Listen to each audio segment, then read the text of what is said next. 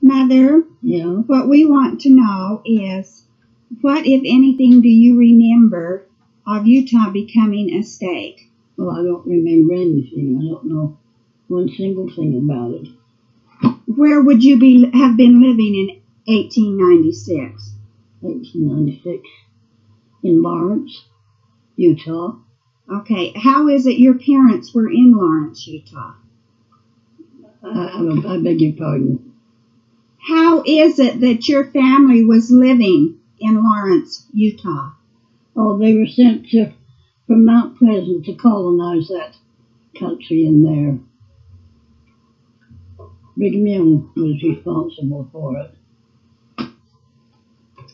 Okay, now, tell me, what was your first memory from down there? About Utah becoming a state? No, just any memory. There was a Christmas is my first memory, and I guess I wasn't more than 2 or 3 years old when that I remember this, and I remember the stockings hanging each side of the fireplace, and Mother only had 3 children, and one of her cousins, he was an Irishman, used to come to see them real often, and he liked me, and he'd call me Fatty. And I remember crying once because he called me Fatty. Oh. And I couldn't have been more than 2 or 3 years old. Tell me about the place you lived there. Tell you about what? The place you lived. Oh, I don't remember. You mean the town or the? No, the home. Oh, it wasn't a very good home. Part of it was under the ground, and part of it was on top of the ground. They called them dugouts, and all the settlers at first used those kind. And my mother taught school in it. In your home? Yeah, in her home. What did she teach? Oh, just what she knew.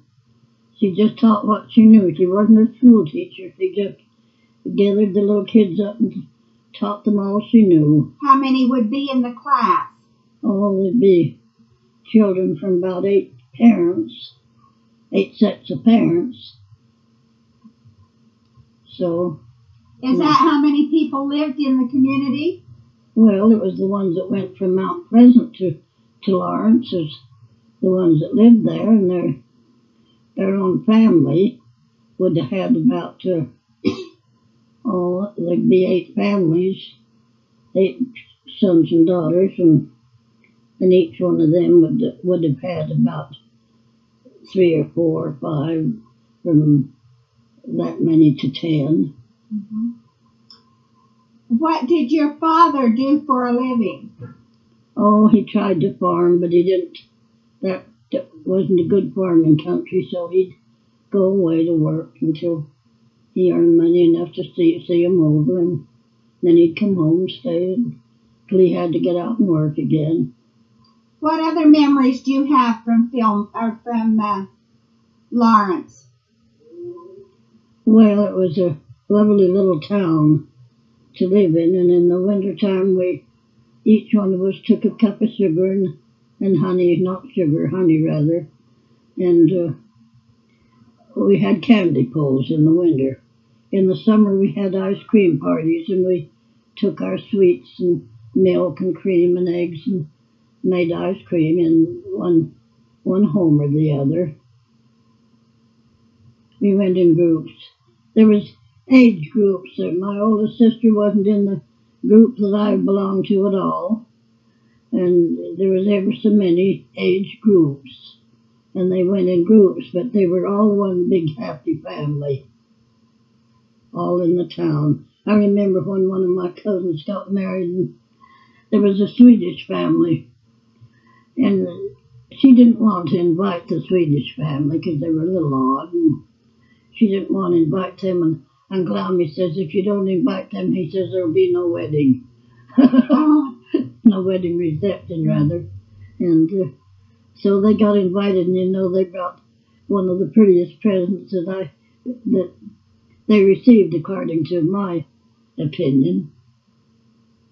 Wasn't the most expensive, but it was sure beautiful. And she was awfully glad after that she had invited them. Okay, tell me your memories of some of the memories of your father. My father was one of the kindest men I ever knew, and he worked hard and he provided for his family. We never wanted for food or clothes that were necessary or anything like that. And all our memories I have of my father are fond memories. Now, what else do you want? Where was he born? He was born in Mount Pleasant. Where did he die? Oh, he died, where did Dad die?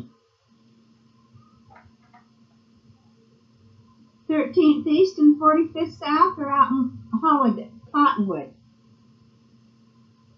I think it was on. I think they were living on 13th East. Well, I think they might have been too. I kind of remember that myself. Mm-hmm. Okay, now you mentioned to me that your grandfather had lived with you. Which grandfather was that? Oh, that was Grandfather Johnson. That was my father's father. He was a Norwegian. How is it that he was living with you, and where were you living? Oh, he lived with us when we were in Florence, and he lived with us when we went to Idaho, but it was mostly in Florence. He stayed more with Aunt Annie after we went to Idaho. He never had a home after his wife died. Not a permanent home. But he was a great storyteller, and he kept many boys from trouble because they'd gather to my mother's house and sit around on the floor around the fireplace, and he'd tell stories, and the last he always ended them, and then I left them. Do you remember your grandmother Johnson? No, I never seen her. She died before I was born. Do you remember your grandmother Staker? Oh, yes. I have very fond memories of her, too. What do you remember of her? Well, I remember her telling about walking across the plains. She came across the plains in 1847, and she walked all the way from Nauvoo to Salt Lake, and she was only 10 years old. What did she look like? Oh, she had brown eyes and brown hair, and she was quite fleshy. She was quite stout. She was a nice-looking lady. Did she ever live with you? No. Did your grandfather Staker ever live with you? No. Do you remember your grandfather Staker? Yes. Tell me what you remember of him. I remember more about him being grouchy than anything else.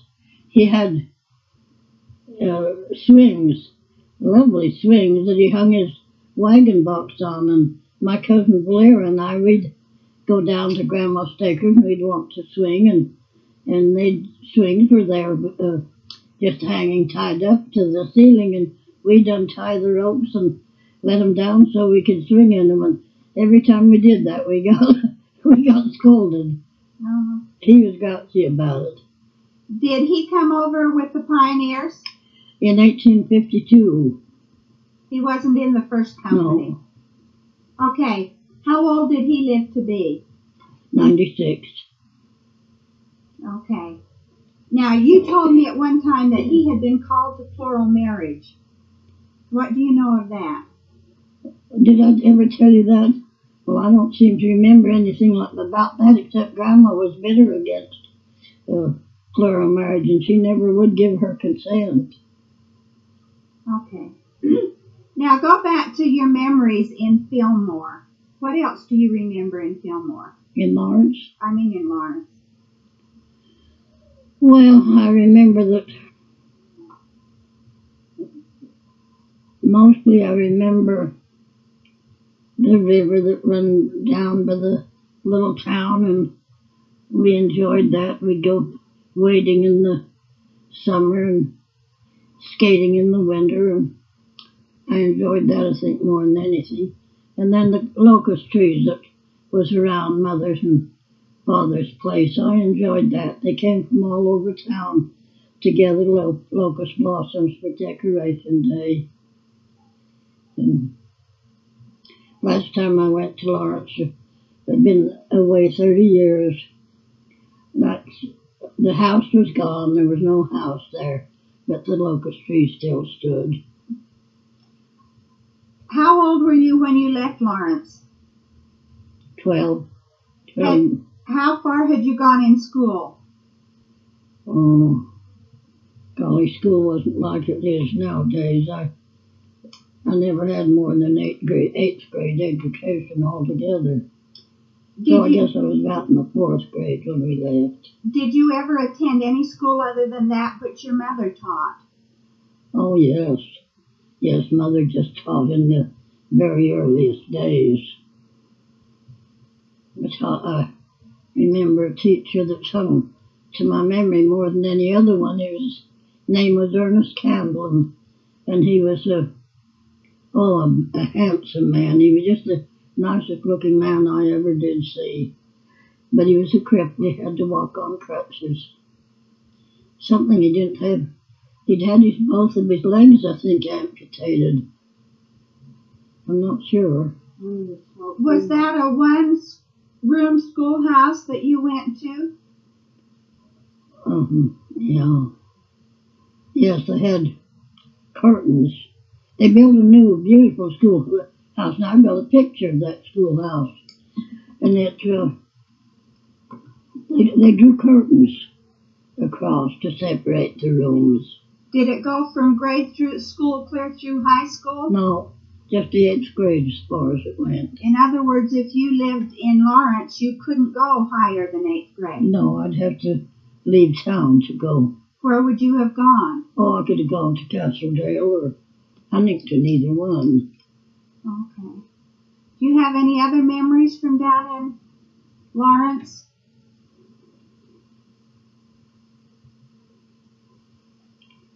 Oh, yes, I remember Will MacArthur's mulberry trees. We used to go climb up in the mulberry trees and sit there for hours eating mulberries. And then when we'd want to go on in the summertime, when we'd go on our pleasure routes, I had to sit behind many a boy to go. A boar? Boy. Boy. Yeah, the boys would get to rustle the horses and take us girls, and we'd have to sit and hold our arms around their waist. How did you get from place to place? Was it horse and buggy or horseback? Or it was on horses or foot. We walked a lot. We walked below. Grandma Staker and Uncle Almy and them lived about 3/4 of a mile from where my father and mother lived. And we thought that was an awful long ways, but when I went back to visit Lawrence, it didn't seem far at all, 3/4 of a mile. Did you ever have a buggy? Oh, gosh, I can't remember. Yes, I think we did, but I can't remember for sure. Okay. Grandma Staker had a buggy, and one horse pulled the buggy, and she ran away with Grandma one day, and I think it broke some of her limbs because she was crippled for a while. By the time you left Lawrence, had your mother and father had all their children? No, Vita was born in Idaho. Okay. What caused your folks to leave Lawrence to go to Idaho? Oh, and Annie Howard, she was my father's sister, and she kept writing to him to come up, that there had been a lot of ground so that people could homestead, and she wanted him to come up and homestead the whole 160 acres of ground, and she didn't give them any rest. So coming up, we stopped at some folks' named, let's see, what the Dickens was in Almy Peck. The family of Pecks that lived in what is now Orem. And, they wanted Mother and Daddy to stop there and not go any farther. And my father and Mother stayed there for nearly a week because they persuaded them to. And, but the letters from Aunt Annie had Father so determined to go to Idaho that they went on. And I've always thought they could have had some of the choicest ground in what is now Orem. Now, who is Aunt Annie? My father's sister. Okay. Now, did your grandfather and grandmother stake or go up to Idaho with you? No. Grandma and Grandpa came up for a visit. I never will forget that visit. They came. We'd had our dinner, and I got up and went to the door. I finished eating before the rest, and I excused myself, and I was standing by the door, and all at once I seen a wagon come into our around the house. I don't know, you couldn't call it a lot because we were on the farm. But anyway, this wagon came in with some people in it, and he stopped, and an old gentleman and lady climbed out of the wagon. The man helped him. His name was Simon Saunders. And all at once a grin went over my face, and somebody at the table noticed it, and they wanted to know what I was so pleased about it. And I said, well, I don't know, but I believe Grandma and Grandpa are coming. And so everybody jumped from the table to come to look, and sure enough, it was Grandma and Grandpa. Well, then, I was anxious to go tell my uncle and aunt that lived just a block north of us. And Aunt Tildy, she says, no, Florence, she says, don't you go tell Ether. She says, if that isn't true, she says, don't you go tell him. And I says, it is true. I says, they're down there. And I told Uncle Ether that Grandma and Grandpa was down there. And he jumped off from whatever he was riding, whatever implement, and wrapped the lines around the handle, and he ran. And I had to run like everything to keep up with him.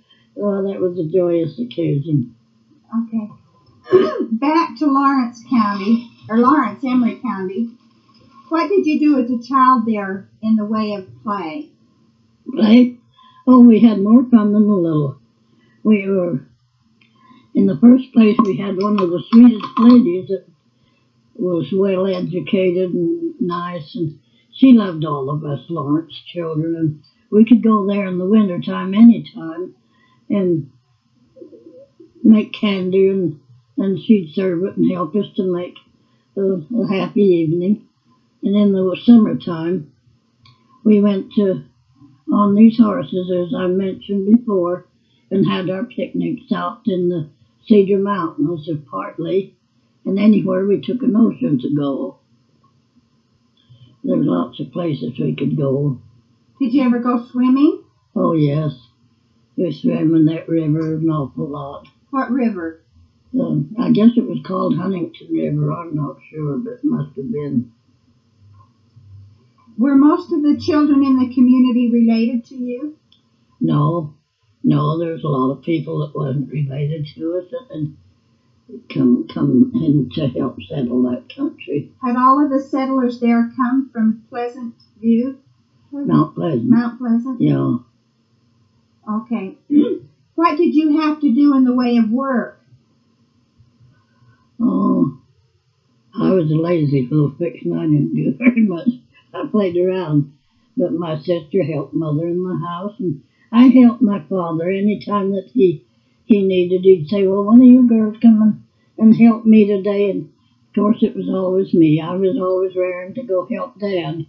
I'd do anything for him, but I was lazy about doing housework and cooking. Okay.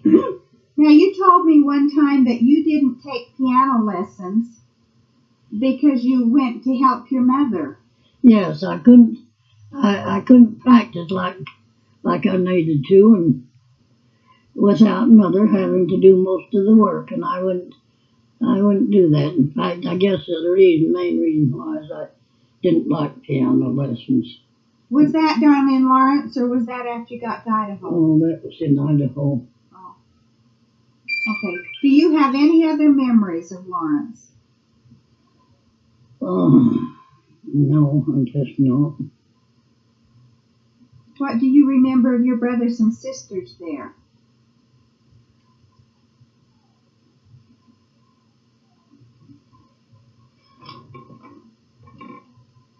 I remember it was one of the happiest part of my life, living in Lawrence, up to 12 years. I don't know whether everybody's like that or not, but it seemed to me like it was a carefree time without a worry in the world.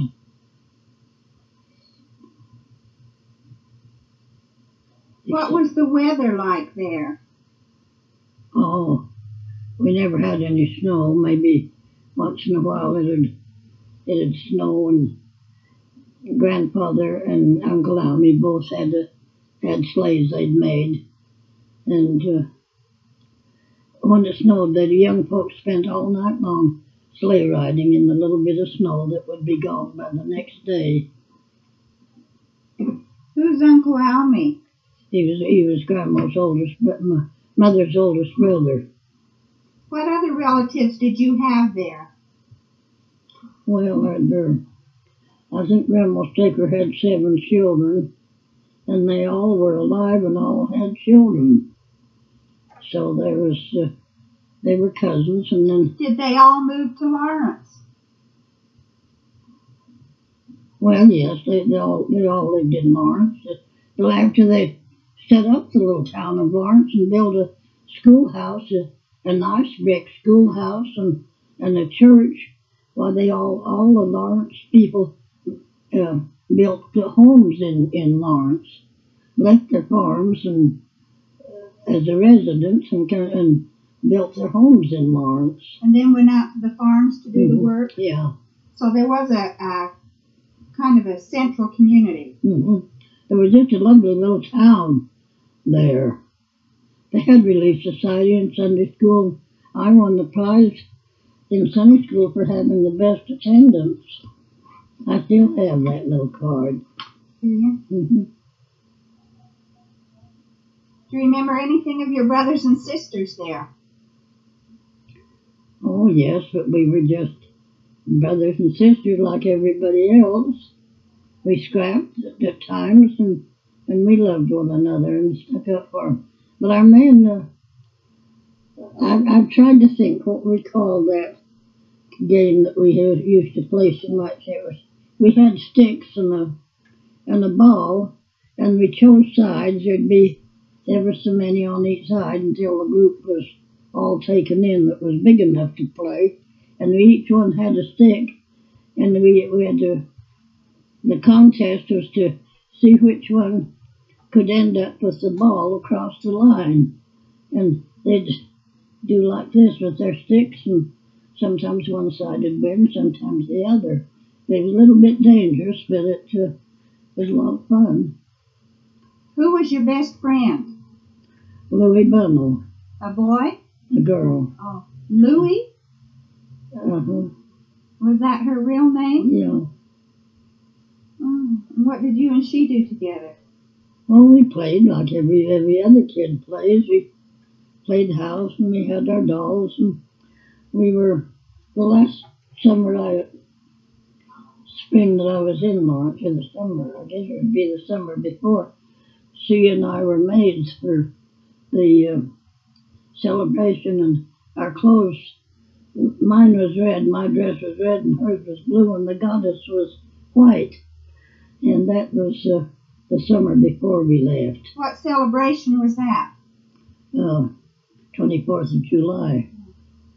Were you closer to one of your brothers and sisters than another? Was one a special friend to you? Well, naturally the ones closest to your own age, you had lived more with them than you did with the others. Yes, I guess I was closer to my oldest brother and my oldest sister. Which would be DeVere and Hazel. Hazel. Mm-hmm.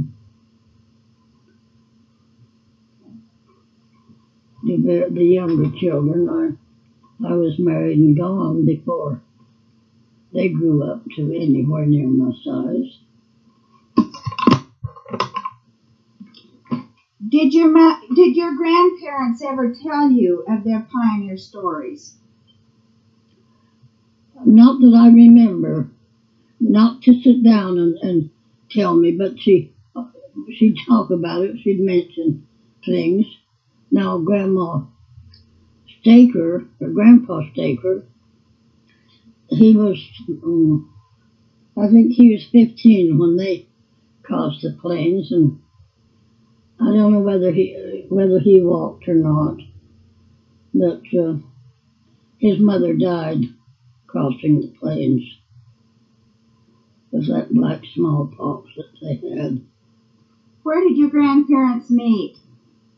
Your Grandma and Grandpa Staker? In Mount Pleasant, I guess. Had they both been sent there by Brigham Young to colonize? Yeah. Their families had. Well, I don't know about Grandpa, because he came in 1852, and I don't hardly think he was called. I think he came because he wanted to come. Do you know how they happened to meet? Well, no, I don't know anything about that. Do you know where your Grandma and Grandpa Johnson met? In Mount Pleasant. And they were married in Mount Pleasant. Do you know how they happened to meet? No. Were they both there as colonizers? No, I think they came although they joined the church long before the Stakers did. They might have been among the colonizers. I don't be sure about that.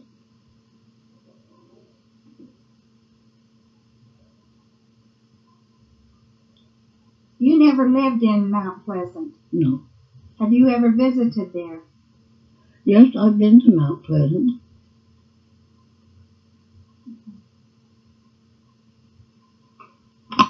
Okay, say that again. They can't find Grandma Johnson's grave. Aunt Hattie and Dad went and tried to find it. Should it be in Mount Pleasant? Yes, it was in the Mount Pleasant Cemetery. How long had she been dead? Who is this? Grandma who? Grandma Johnson. You never knew her? No. She died how long before you were born? Oh, about 10 years. Did Grandpa Johnson ever remarry? No. And he never lived with you? Oh, yeah, not with me. Me personally, he lived with Mother and Dad. Nearly spent most of his winters with them. Even after they went up to Idaho? Yes. So at one time you had both of your grandpas living with you? No, Grandpa Staker never did live with us. Oh, I thought that you said Grandpa Staker did live with you. No. Oh. But Grandpa Johnson was living with your family when you moved up to Idaho. Mm-hmm. He went to Idaho with us. He was in Florence when we left Florence and went right along with us. Oh. Had a hard team of his own, and then after we went to Idaho, that summer we went up to Montana, and the sheep herder gave me a little lamb, and I can see that picture as plain as day. Every time I look back, I can see Grandpa Johnson driving and the lamb.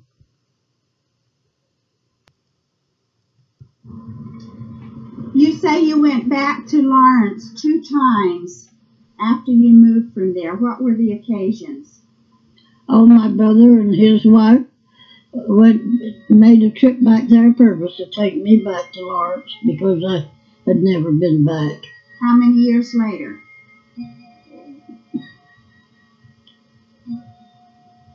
I think we lived out here when we met back first. That was 30 years after we left Florence. You didn't go back then when they took your Grandpa Staker back to bury him? No. Who took him back? Aunt Nori and her daughter Bolero. Okay. Now, when the Stakers were called to go and settle Lawrence, did Grandpa Staker take all his family with him? Yes. Were they all married? All but the one, the youngest one. Did that make up a good part of the people that settled Lawrence? Yes, I guess it did, because they had 7 children, and that would be 7 families. I guess it would have made up 50% of it. Okay. I think it would. Did they have to buy the property, or was it given to them? I think it was given to them. I don't think they had to. They were just going to choose the ground, as near as I can understand. I don't know anything about any homesteading or anything like that. Were they good-sized farms? Oh, they seemed like they were. Well, I would think about 80 acres each is the way it was divided, but I'm not sure. Okay, now you say you remember the day your parents went to the temple. Yeah. Tell me about it. I don't remember particularly the day, but I remember, and I don't remember much about the trip. I've got a faint, very dim memory of seeing those covered wagons. Dozens of covered wagons camped. They all pitched their camps and camped when it was necessary and ate. And I don't remember of any confusion or scraps of any kind. They just all seemed to get along beautifully. But I don't remember arriving in Manti. All I remember is having to stay with the nurse all day while Mother and Dad went through the temple. And she was a sweet person. I cried. I was a little boob, and I cried, but she finally got us to playing games and entertaining us, and so finally the time passed. And we spent the night. I've heard my sister tell about spending the night to Granny's. That would have been the mother of my grandmother, but I can't remember a thing about her. I wish I could. How many of the children had been born at this time?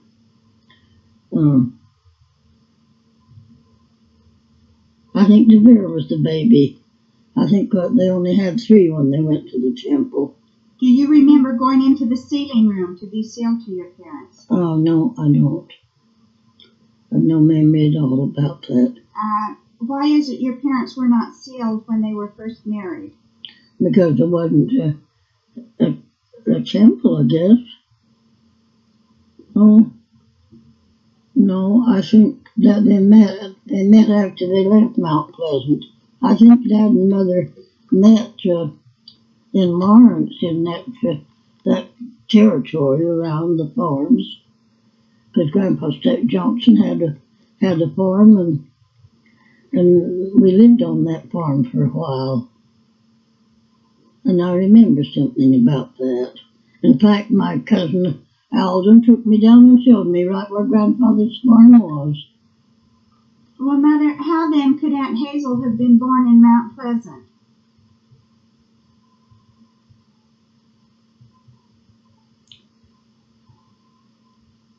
Well, they were married in Mount Pleasant, and they had Hazel in Mount Pleasant. That's a settled fact. Could it have been possible that they went back for a time? No, that was impossible. Okay. Do you remember much of covered wagons?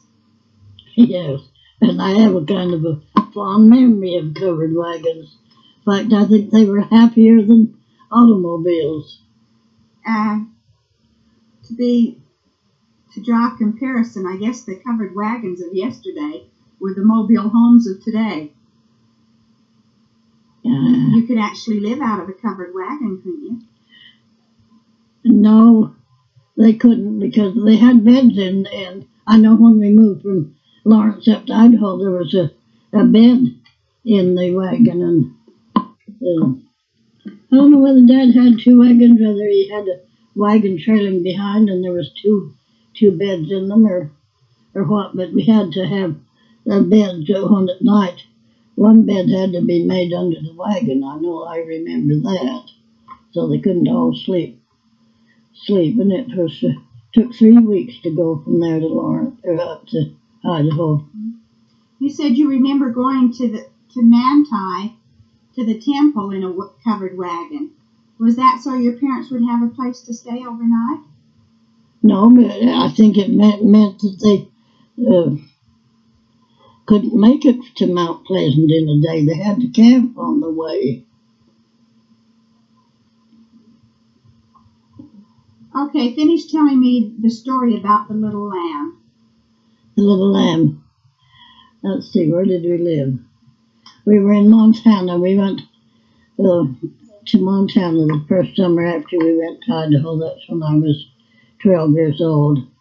And Mother was cooking for the men that the father was putting up hay. That's what he was doing for a living. He was putting up hay, and he made a pretty good wage at the time.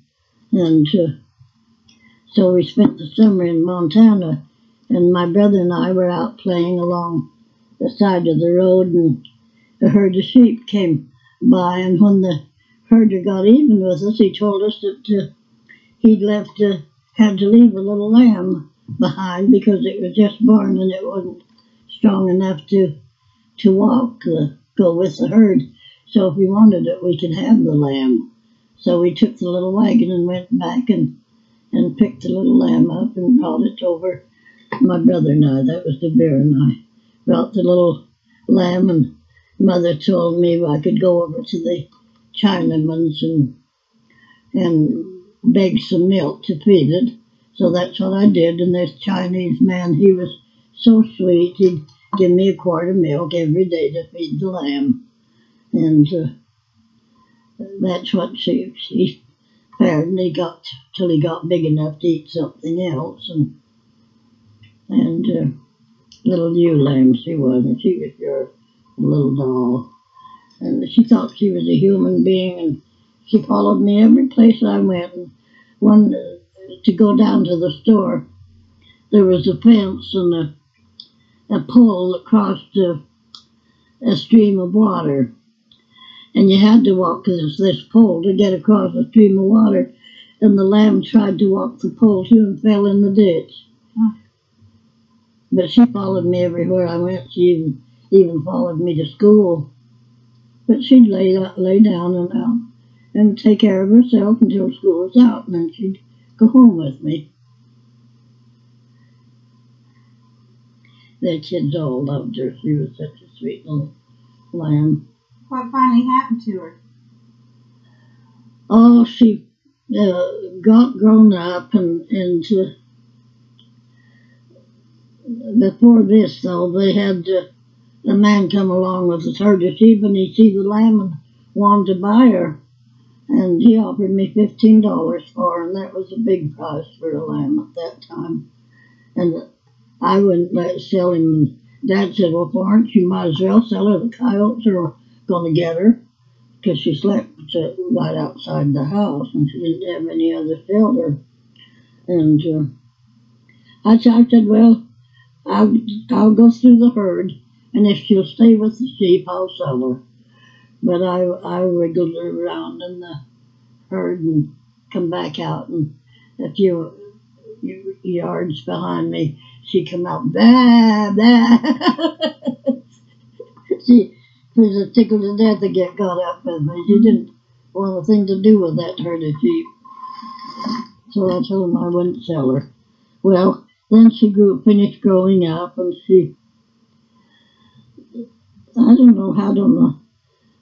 I think Will MacArthur wanted to buy her, and due to the fact we didn't have shelter for her, I decided to sell her if she'd get acquainted with the sheep and be happy there. And she did. After she found she was a sheep, after she got mixed up with them instead of a human being. And she got so she liked the sheep, so I sold her.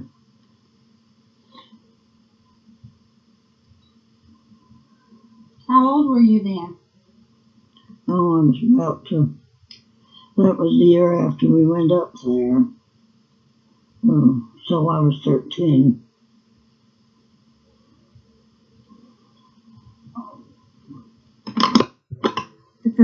The first time I went to the Manda Temple was quite a few years after I was married. In fact, I think I had all my children. And I remembered that the circular stairway and the nurse's home. And they took me to see the circular stairway. In fact, we went up it. But the nurse's home was being renovated, and we couldn't see that. Was there a nurse's home in the temple? Well, there was a nurse, and she had a room where she took care of the children and served lunches. I don't know whether the parents took the lunches or what. I don't remember about that, but I remember that we had to stay there all day, and we had to eat at least one meal there. Was that when you were there with your grandma, with your mother and dad? Mm-hmm. Was that when you were there with your mother and dad that you ate one meal there? Yes, I just said then was when they went to the temple. The whole family, the whole Staker family went. There was Uncle Lisa and Aunt Tildy didn't go because I don't think they were married then. But that would be about there would be 6 families besides Grandpa and Grandma, and they all went at the same time. They all had their covered wagons. Was this the day your mother and dad were sealed? Mm-hmm. I was 4 years old then.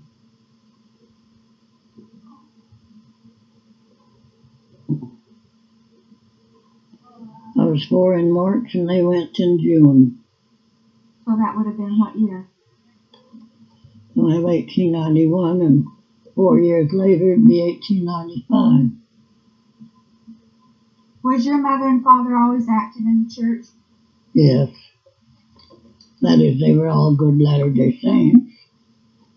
They held offices, and Dad never became a bishop, though. He never did. And he was a good man. He was president of the Mutual and things like that. What was the first job you ever held in the church? Oh, I was teacher in the Sunday school, the first job I ever had in the church, and they were the sweetest little kids. They were all ears. They believed everything I said to them.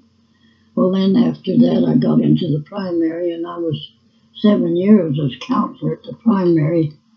At the time I was 17 years old, but I don't know whether that was the beginning of my reign as counselor at the primary or the last.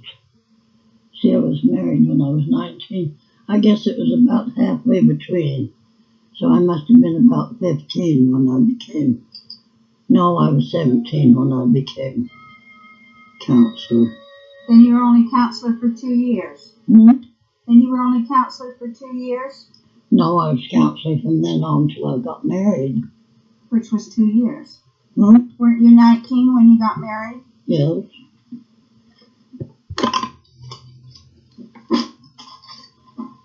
What kind of clothes did you wear as a child?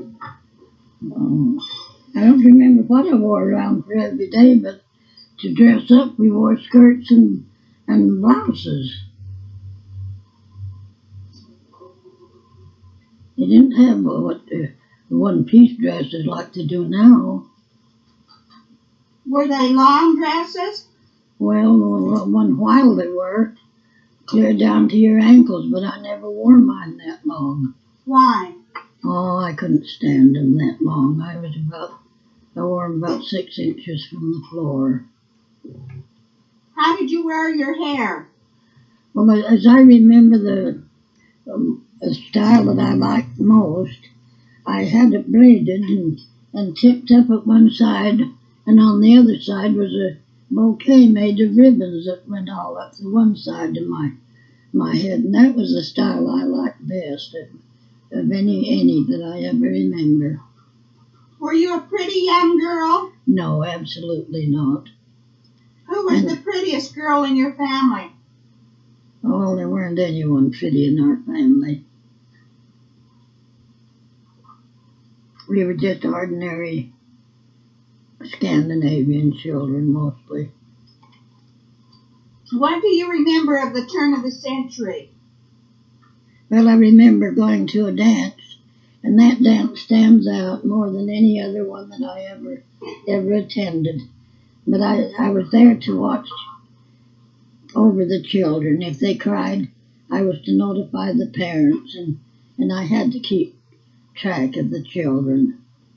They all went to sleep and was put to bed on the stage. But they danced and they whistled and they sang at the turn of the century. It was ear-splitting almost. Do you remember it as an exciting time? Yes, I do remember it as an exciting time. How old were you when you moved to Idaho? I was 12. What do you remember of the trip? Well, it seemed to me like I walked most of the way, and I really enjoyed it. I could walk or I could ride in the wagon, whichever I wanted. But we had to kind of almost run to keep up with the wagons, and I think I enjoyed that more than anything. Were they covered wagons? Yes, one covered wagon behind the other and 4 head of horses on them. Whose wagon was there besides yours? My grandfather Johnson, he had a team and a wagon by himself, and sometimes I rode with him. How many days' journey was it? Well, we were 3 weeks going up there. We were a month going up there, but we had to lay over in Idaho Falls for Dad to make money to take us the rest of the way. Was that your only layover? Yeah, no. When we had been out a week, my sister came down with the mumps, and she had them hard. She stayed in bed for a week, and we laid over a week for that. But when I got the mumps, I ran along the side of the wagon. I didn't pay any attention to mine. Whereabouts in Idaho did you move to? Well, we stopped at Aunt Annie's for a week or two, and then we went on to Montana. And Father and his brothers put up hay for the summer. In other words, you went from Florence to Montana before you settled in Idaho? Yes, How long were you in Montana? Just during the summer. Then whereabouts did you settle in Idaho? Well, in the first winter we spent it in Chester, and I went to school there, and I remember getting shook up there too. I was playing tit-tat-toe, and the teacher caught me, and he gave me a good shaking. Now that was at a school in Chester? Yes, Is that the only schooling you had while you were there? Yes, when I went in Chester, that's the only schooling I had. And they didn't have a high school there. They had up to the 8th grade. I won the spelling match. I believe that's where I won the spelling match. I was only in the 4th grade, but they had the spelling from the 4th grade up to the 8th, and I was the last one spelled down. In fact, they never did spell me down. I was the last one up. Okay, so you lived in Farnham and went to school in Chester. Yes. How did you manage that? Well, they took me down Monday morning, Father did, and then come and pick me up Friday night, and I stayed with my aunts 5 days a week. And who were your aunts? Who were my aunts? Yes. Aunt Annie Hathaway and Aunt Annie Howard. And who were they? They were my father's sisters. Aunt Annie was the one that got Dad and his family up to Idaho, but with their writing, letter writing. What did you do for entertainment? Well, in the wintertime we made honey candy and met together and told stories. But most of the time, after we moved to Farnham, my grandfather Johnson entertained the boys. They'd gather around Mother's house, all but a dozen, and sit around under Mother's feet till I don't know how she ever stood it, but she did, and he'd tell stories, and when he come to the end of it, he'd laugh, and he said, then I left him. Oh. Tell me about the church dances you went to. Well, our church dances, the church was a log house school, and it had a pole in the center, and we danced around that pole, and that was the most fun I ever had in my life.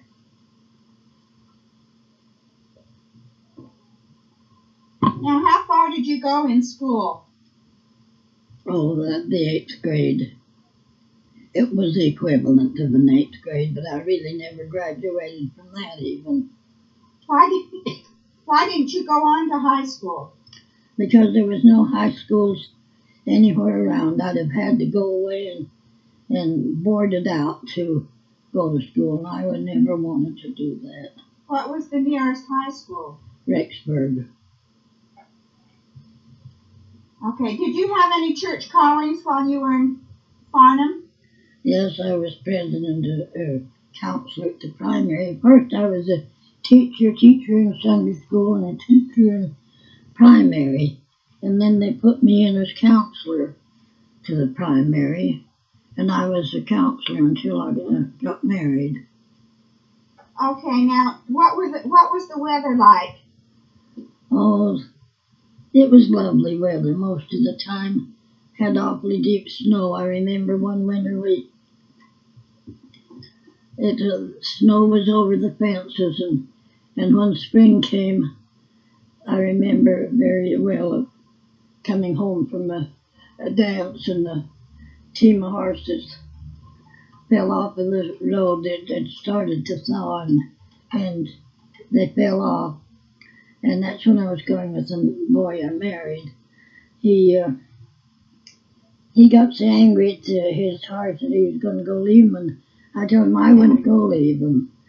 So, but he couldn't get them to budge. They just got discouraged about trying to keep up on the road, and he was going to go leave him there, and I wouldn't do it. And so I went back and I petted Goldie on the rough face, and I said, Goldie, I says, come on. I says, get back up on the road and let's go home. And I talked to her like that, you know. So then when I quit talking to her, I said, come on, Goldie, let's go. And you know, she just got in and pawed until she got back on the road. And of course, her mate that was hitched with her, she was working to get up on the road too. And it was about 3 feet high, that road was. So you can imagine when they fell off of the road how deep they were in snow. And that I remember that more than any other one thing. What responsibilities did you have in the way of work as a child? Oh, I had to help in the house, more or less. And then I was the one always that helped my father.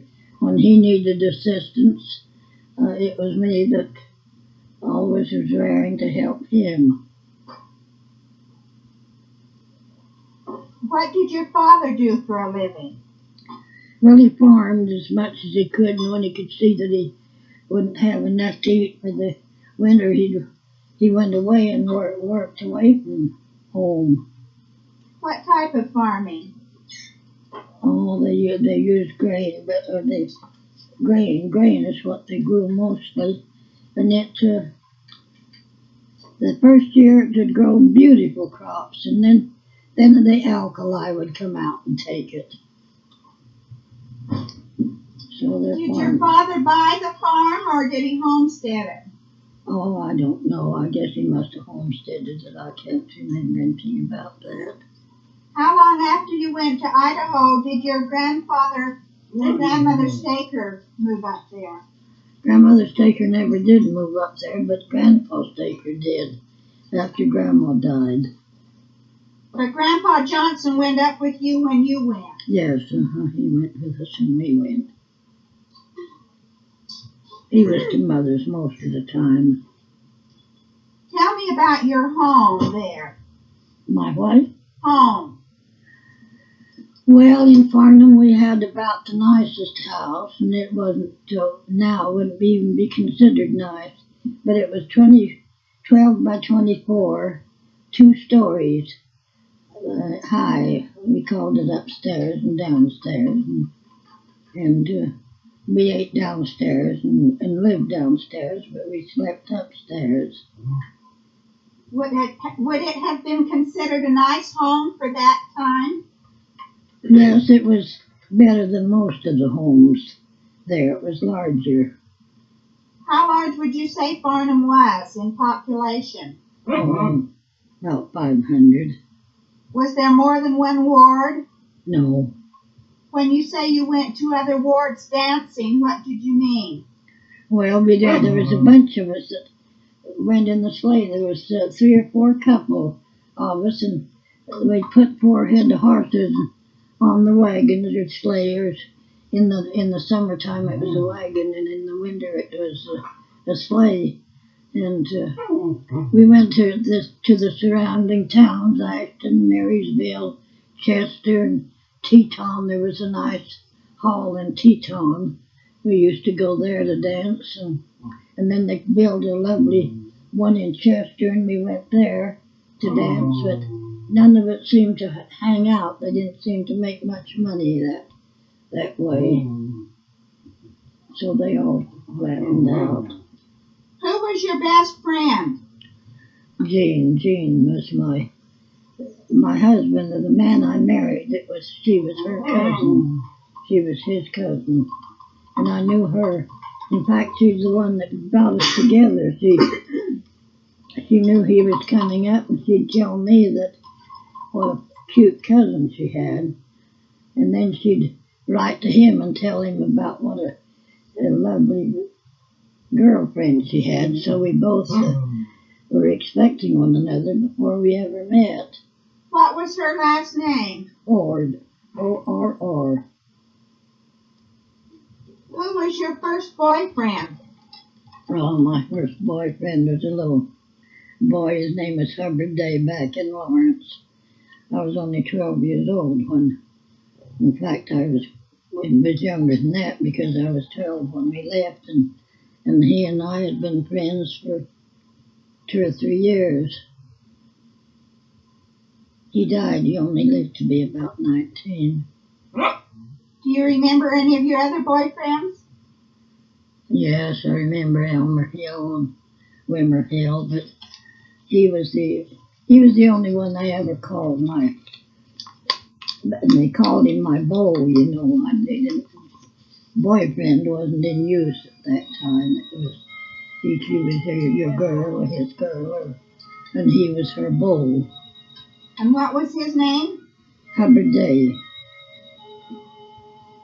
What was it? Hubbard Day. What was the name of the fellow down in Lawrence? That was Hubbard Day. No, the last boyfriend he's the only one you talked of as your beau? Yes, up until I was 12 years old. Well, what boyfriends, if any, did you have up in Idaho? Well, I didn't have any to speak of until Stuart, that's the man I married, came up into Idaho. I had a friend that I liked